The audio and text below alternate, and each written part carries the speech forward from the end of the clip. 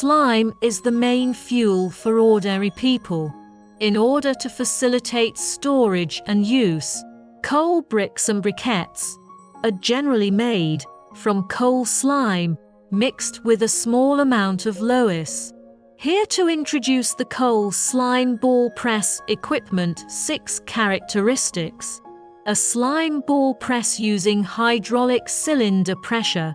Hydraulic system has an accumulator, not only to ensure the forming pressure, but also to ensure the stable operation of the equipment. 2 coal slime ball press forming roller with mosaic structure, on-site disassembly, quick replacement. 3 feeding port is provided with an adjusting plate to ensure material molding, compression ratio control in a certain range, strong pressure, high pellet rate.